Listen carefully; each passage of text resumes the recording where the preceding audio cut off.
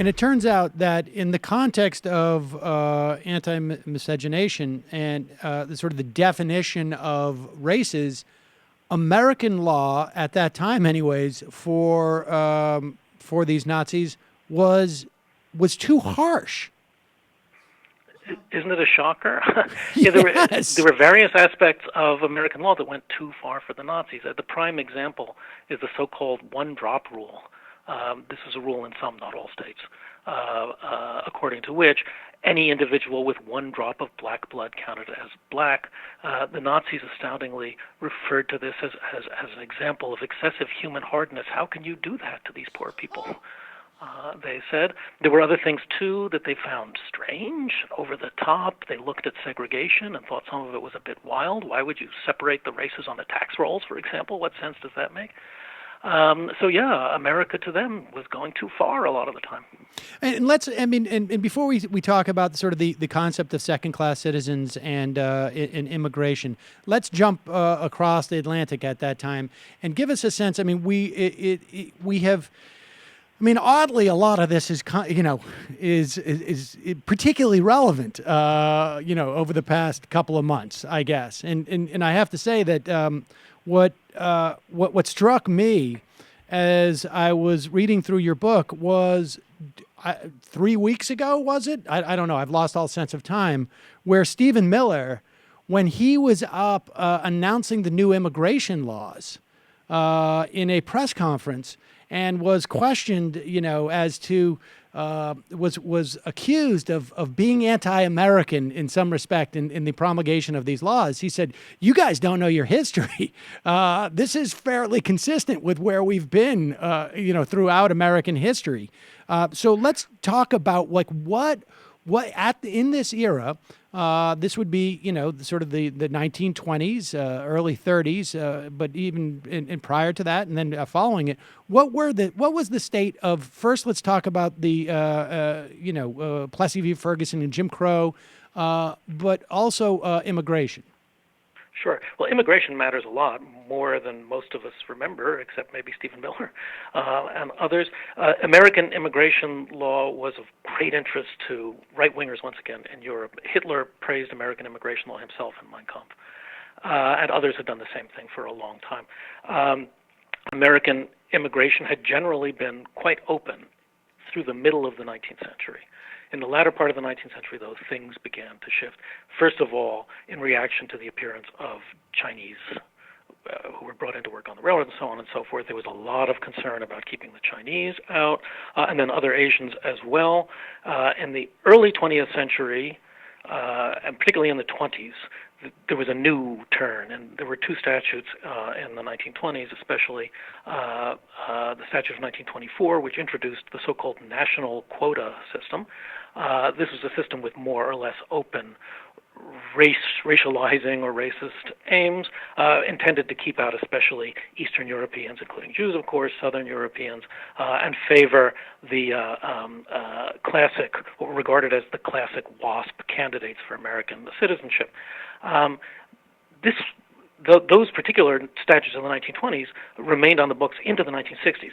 So, it's not only at the very end of the Civil Rights era that American immigration law moved away from these traditions of racial classification and of maintaining the right race mix in the population, or not much of a mix at all.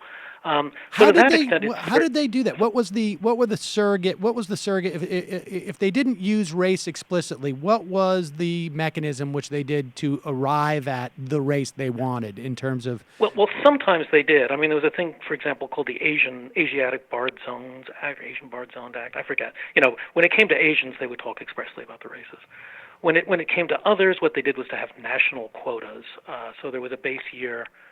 I think it may have been 1919. I don't remember. And further immigration was limited by reference to that base year. It was never fully shut off.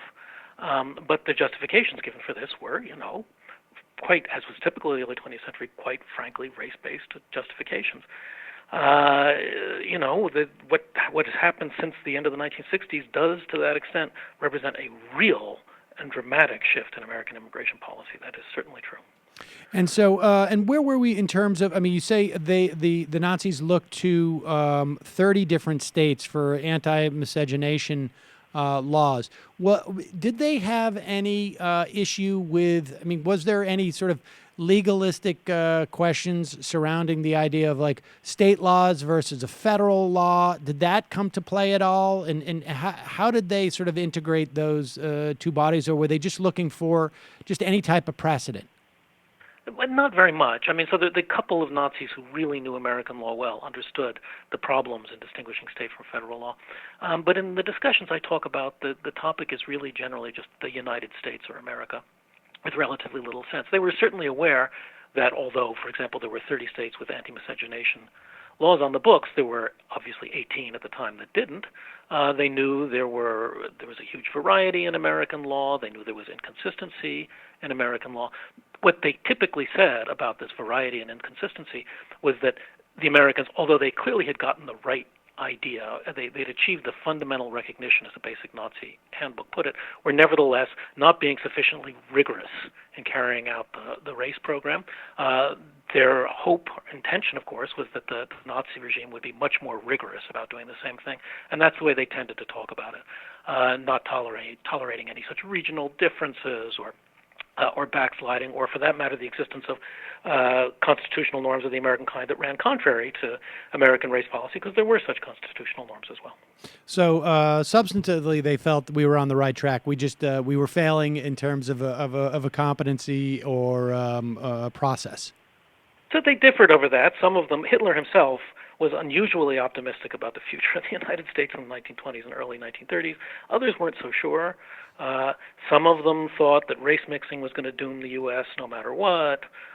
Others, the one guy in particular who was the main Nazi source for the understanding of American law, thought simply that there was a great competition or collision between two principles in the U.S., formalistic egalitarianism and realistic racism, and it wasn't clear which one was going to win out. That was his view. Hi, folks. Sam Seder here. We still need your help on our Patreon page. YouTube ads have come back, but not nearly as much as we had before. So if you can help us out, any little bit helps. Head over to our Patreon page right at this URL, and you'll help us keep helping you by making videos